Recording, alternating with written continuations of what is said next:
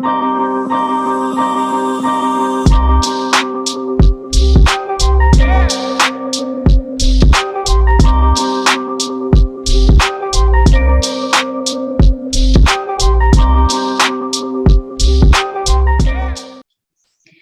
Peter, hai kembali lagi bersama kakak-kakak di sini. Di sini ada Kak Siska dan ada dua lagi, ada Kak Jenny dan ada Kak Mark. Hai Hai, kakak-kakak.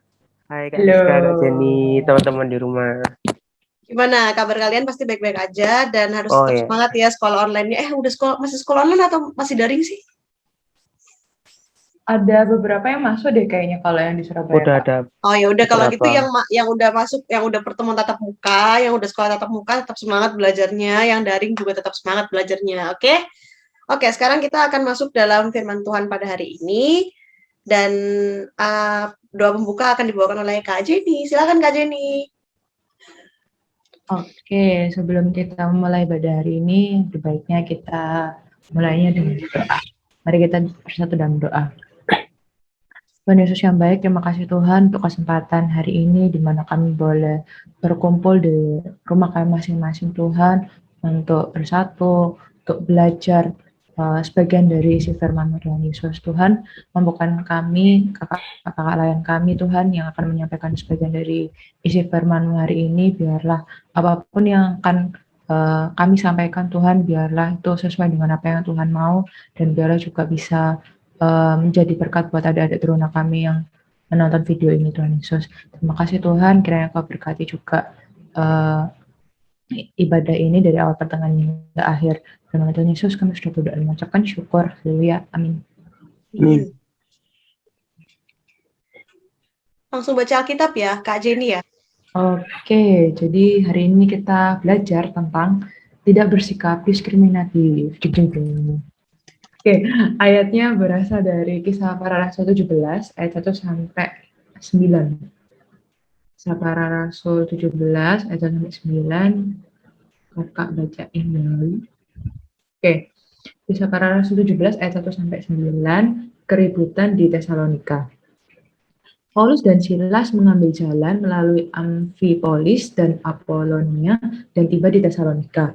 Di situ ada sebuah rumah ibadat orang Yahudi. Seperti biasa, Paulus masuk ke rumah ibadat itu. 3 hari Sabat berturut-turut ia membicarakan dengan mereka bagian-bagian dari kitab suci. Ia menerangkannya kepada mereka dan menunjukkan bahwa Mesias harus menderita dan bangkit dari antara orang mati. Lalu ia berkata, inilah Mesias, yaitu Yesus yang kuberitakan kepadamu. Beberapa orang dari mereka menjadi yakin dan menggabungkan diri dengan Paulus dan Silas, dan juga sejumlah besar orang Yunani yang takut pada Allah dan tidak sedikit perempuan-perempuan terkemuka. Tetapi orang-orang Yahudi menjadi iri hati dan dengan dibantu oleh beberapa penjahat dari antara petualang-petualang di pasar, mereka mengadakan keributan dan mengacau kota itu. Mereka menyerbu rumah Yason dengan maksud untuk menghadapkan Paulus dan Silas kepada sidang rakyat. Tetapi ketika mereka tidak menemukan keduanya, mereka menyeret Yason dan beberapa saudara ke hadapan pembesar-pembesar kota sambil berteriak katanya, orang-orang yang mengacaukan seluruh dunia telah datang juga kemari, dan Yason menerima mereka menumpang di rumahnya. Mereka semua bertindak melawan ketetapan-ketetapan kaisar dengan mengatakan bahwa ada seorang raja lain, yaitu Yesus. Ketika orang banyak dan pembesar-pembesar kota mendengar semuanya itu, mereka menjadi gelisah. Tetapi setelah mereka mendapat jaminan dari Yason dan dari saudara-saudara lain, mereka pun dilepaskan.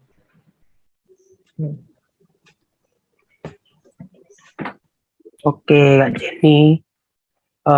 Terima kasih ya udah dibacain Alkitabnya. Nah, sekarang kita akan mendengarkan akan kakak-kakak ini sampaikan.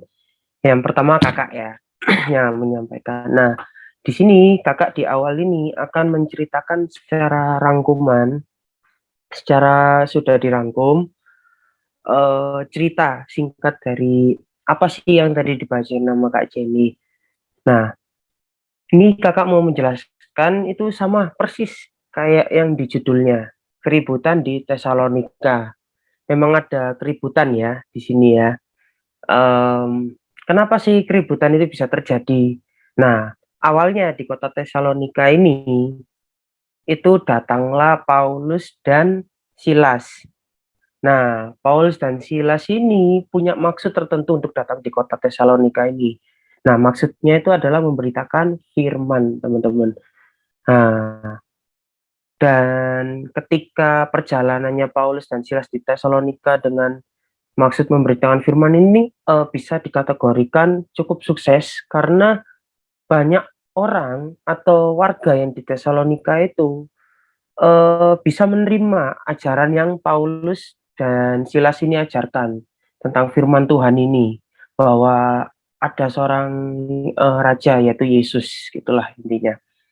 Nah, eh, dari perjalanan ketika Paulus dan Silas sudah memberitakan firman dan ada dampak positif yang baik, warga bisa menerima. Nah, di kota itu juga ada orang Yahudi. Nah, orang Yahudi ini mendengar kisah ini, Paulus dan Silas berhasil memberitakan firman Tuhan. Nah, orang Yahudi ini iri, teman-teman, tiba-tiba iri banget sama Paulus dan Silas. Nah, ketika orang-orang Yahudi ini iri, orang-orang Yahudi ini merencanakan sesuatu yang buruk untuk Paulus dan Silas. Ingin istilahnya mau menyidang, menyidangi Paulus dan Silas atas apa yang mereka lakukan. Nah, kebetulan orang-orang Yahudi ini tahu posisinya Paulus dan Silas ini ada di mana, yaitu di rumah Yason. Nah, seperti yang ada di Alkitab tadi ya. Nah, ketika orang-orang Yahudi ini tahu, langsunglah diserbu rumah Yason. Tetapi pada saat penyerbuannya, ternyata di rumah Yason ini Paulus dan Silas itu sudah tidak ada. Nah, karena tidak ada, orang-orang Yahudi ini kesel, mangkel. Ya, itu bahasa sekarangnya ya, kesel dan mangkel. Akhirnya bukan Paulus dan Silas yang ditangkap, yang disidang, malah si Yasonnya, teman-teman. Nah, karena apa? Nah, orang-orang Yahudi ini menuduh Yason itu menyembunyikan atau menerima Paulus dan Silas di kota ini. Nah, teman-teman, itu ya cerita singkat yang kakak bisa sampaikan di awal tentang bacaan kita hari ini. Oke, silakan kakak berikutnya jelaskan. Oke, lanjut. Kalau tadi pengantarnya dari Kak Mak terkait siapa itu, kenapa kok ada terjadi keributan di sana ya Kak ya? Nah, sekarang lanjut. Apa sih sebenarnya yang mau dipelajarin gitu kan dari pembacaan hari ini? Sebenarnya ada beberapa poin, cuma garis besarnya ada beberapa yang berkaitan dengan tidak bersikap diskriminatif. Yang pertama, ternyata sebenarnya hal ini terjadi, keributan ini terjadi itu sebenarnya karena rupanya adanya rasa iri hati gitu ya Kak. Karena kenapa pemberitaan Injil, pemberitaan firman yang disampaikan sama Paulus dan Silas itu justru lebih membuat orang banyak tertarik untuk belajar firman itu gitu daripada ajaran-ajaran orang Yahudi ini gitu kan. Sampai pada akhirnya dibuatlah settingan lah ya istilahnya supaya gimana caranya supaya Paulus dan Silas itu dihakimi, dihukum dan semacamnya kayak gitu. Nah, kalau di sini tuh ternyata belajarnya adalah iri hati itu ternyata bisa bisa mengakar kemana-mana gitu ya, bisa bercabang kemana-mana gitu. Kalau di sini dikaitkannya iri hati ternyata itu menggambarkan kalau kita tuh egois. Waduh, berat banget nih. Kalau egois tuh berarti kayak kamu tuh mau menang sendiri gitu, dan mau menang sendiri itu ternyata kondisi di mana kamu tuh nggak menghargai orang lain, orang di sekitarmu. Nah, ternyata dari iri hati itu bisa cabangnya banyak gitu kan ya. Termasuk kita jadi teringat kejadiannya siapa sih? Kain dan Habel yang juga iri hati gitu kan. Tapi bedanya cabangnya sampai ke pembunuhan gitu kan ya. Nah, kalau kali ini kasusnya konteksnya adalah menghakimi orang lain. Akhirnya jadinya iri, egois, mau menang sendiri, dan akhirnya terjadilah nggak mau menghargai orang lain. Akhirnya jadi diskriminatif terhadap kelompok tertentu. Nah, kenapa hari ini kita mau belajar apa sih? Nah, jangan sampai kita jadi orang-orang Yahudi itu gitu kan. Jangan sampai udah jelas-jelas ada di Alkitab kejadiannya, pernah kejadian kayak gitu, dan jangan sampai kita ngikutin mereka. Justru malah dari kejadian itu kita harusnya belajar kalau oh ya diskriminatif itu ternyata nggak baik. Apalagi hidup di negara yang sangat beragam gini kan ya Kak. Dari apa sih, sara, suku, agama, ras, sama apa tuh satunya. Nah itu. Nah, di situ kita tuh sebenarnya udah di-challenge gitu kan, ditantang untuk nggak harus sama gitu, justru dengan berbeda itu justru malah lebih seru. Mungkin emang karena ini kali ya, karena dari kecil dibiasakan untuk seragam gitu. Jadi kalau ketika berbeda tuh jatuhnya malah aneh, malah freak atau apa. Tapi sebenarnya enggak gitu. Semakin besar, maka kalian akan bertemu sama orang-orang yang sangat berbeda dengan kalian gitu kan, baik dari cara mikirnya, terus cara dia berperilaku, banyak hal. Nanti semakin kalian dewasa akan semakin ngerti gitu kan, dan semakin belajar gimana caranya menghargai orang lain. Termasuk kita kakak-kakaknya di sini juga belum tentu punya pemikiran yang sama, cara pikir yang sama gitu kan.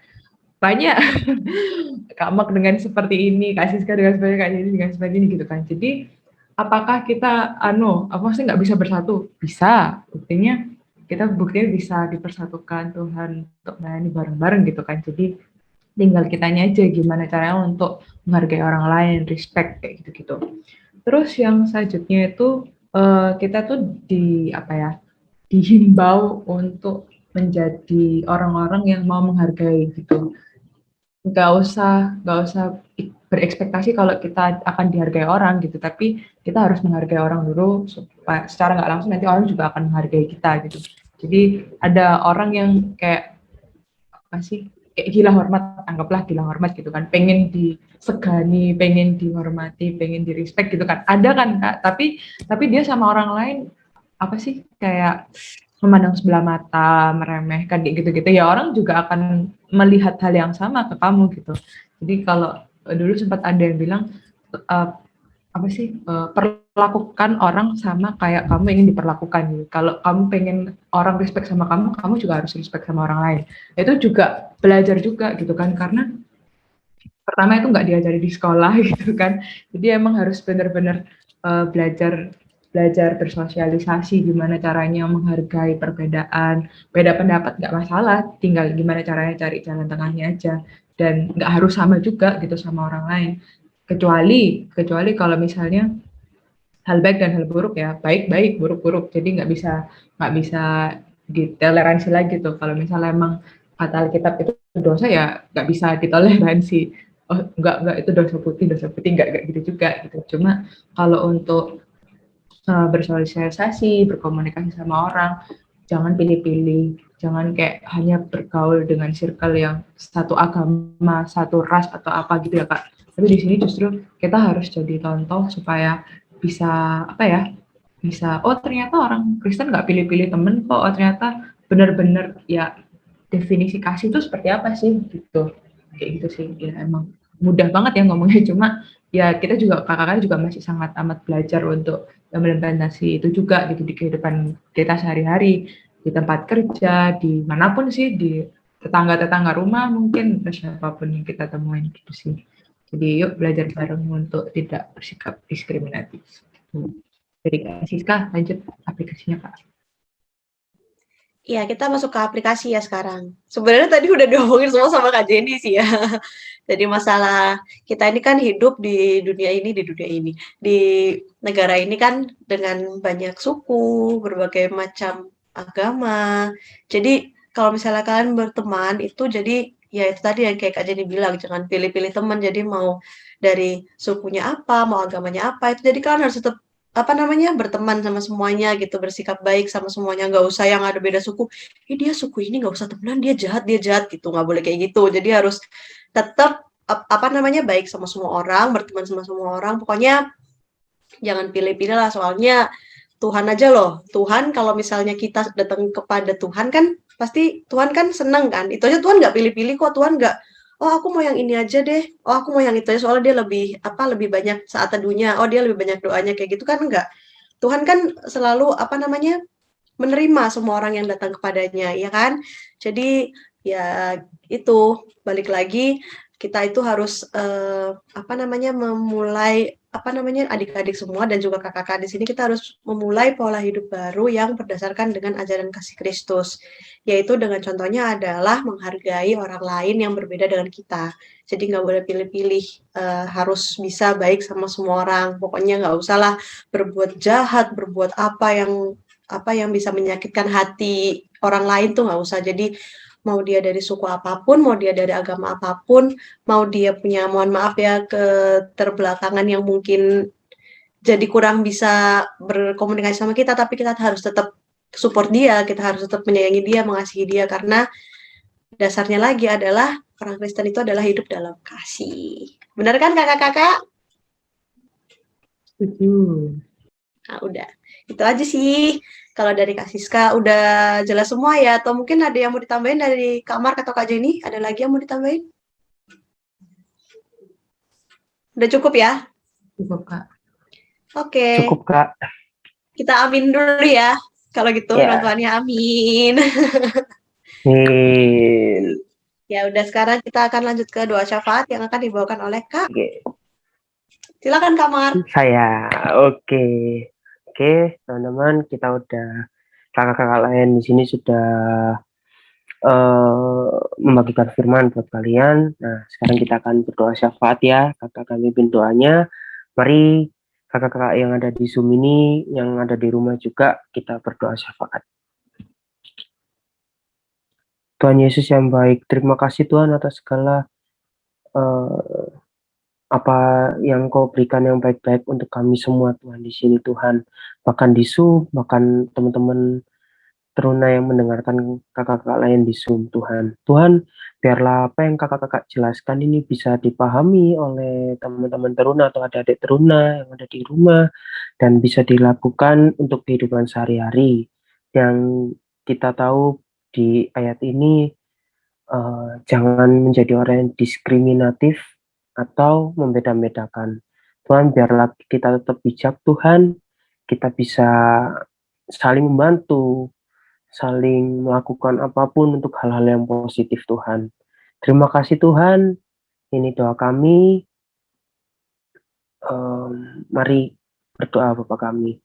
Bapa kami yang ada dalam surga, dikuduskanlah namamu, datanglah kerajaanmu, jadilah kehendak-mu di bumi seperti di surga. Berikanlah kami pada hari ini makanan kami yang secukupnya, dan ampunilah segala kesalahan kami, seperti kami juga mengampuni orang yang bersalah pada kami. Dan janganlah membawa kami ke dalam pencobaan, tetapi lepaskanlah kami daripada yang jahat, karena Engkau yang mempunyai kerajaan, dan kuasa, dan kemuliaan sampai selama-lamanya. Terima kasih Tuhan Yesus, haleluya, amin. Amin. Oke. Terima kasih Kak Mark doanya. Ya, sama-sama. Oke, sekarang kita langsung masuk ke Warta Teruna ya. Oke. Ya. Masuk Warta Teruna ya. Minggu depan masih tetap ibadah online di YouTube. Jangan bosan-bosan ya, harus tetap ibadah meskipun online, harus tetap rajin ibadah, oke? Oh iya, untuk lalu yang selanjutnya, persembahan bisa ikut orang tua di ibadah umum atau di nomor rekening yang biasanya disiarkan di ibadah umum. Ya. Lalu kita ada kabar gembira buat adik-adik semua di sini. Kita kok jadi ketawa sih. Yang gembira kakak-kakaknya. Ini kita heboh nih. Kita akan mulai ibadah offline adik-adik semua. Dan kita akan mulai ibadah offline itu di bulan Oktober yang akan diadakan 2 kali dalam sebulan. Yeay, semangat ya untuk ikut ibadah offline lagi. Pokoknya harus datang, jangan nggak datang ya. Lalu untuk yang selanjutnya, oh iya, untuk yang ibadah offline ini nanti selengkapnya bisa dilihat aja di Warta Visual ibadah umum ya, adik-adik semua. Pasti seneng kan, pada seneng kan, pasti udah kangen nih sama kakak-kakaknya nih. Kakak-kakaknya juga kangen di sini sama adik-adik semua. Ya, oke. Untuk yang selanjutnya ya, untuk yang selanjutnya prokes ya, jangan pernah lepas nih, pokoknya kemanapun kalian pergi, yang mungkin yang udah ada yang sekolah tatap muka, jangan lupa tetap jaga prokesnya, tetap pakai masker, kalau bisa double masker Kalau yang double tuh masker apa sama apa? Masker medis Masker sama masker medis sama kain ya? non-medis. Iya. Masker medis atau masker kain, tapi kalau apa namanya ribet pakai yang double, langsung aja pakai masker yang N95 atau KF94. Bener nggak? Bener kan? Coba KN95 Kak. Oke, dokter dokter Maklantang. maaf ya adik-adik ya. Iya, KN95 atau KF94 ya. Itu. Terus habis itu jangan lupa juga selalu cuci tangan. Terus kalau bisa bawa hand sanitizer juga kemanapun kalian pergi supaya kebersihan kalian tetap terjaga. Dan ingat meskipun udah ada yang sekolah offline, jangan berkumpul-kumpul ya. Jadi usahakan tetap jaga jarak dan nggak usah banyak ngobrol-ngobrol kalau misalnya nggak penting ya. Jadi hindarilah kerumunan ya, biar aman aja gitu. Terus apa lagi ya? Udah sih pokoknya taati prokes dan jangan lupa kita ada ibadah offline mulai bulan Oktober 2 kali dalam sebulan. Untuk selengkapnya bisa dilihat di Warta Visual Ibadah Umum. Oke, sekian dari kita. Sekian Warta Teruna juga untuk hari ini. Dan hari ini ibadah kita sudah selesai. Jadi, kakak-kakak. 1, 2, 3. Oke, kalau begitu kita pamit undur diri dulu ya adik-adik. Selamat hari Minggu. Tuhan Yesus Ya, memberkati. Berkati. selamat hari Minggu, Tuhan Yesus memberkati. Ya. Dah.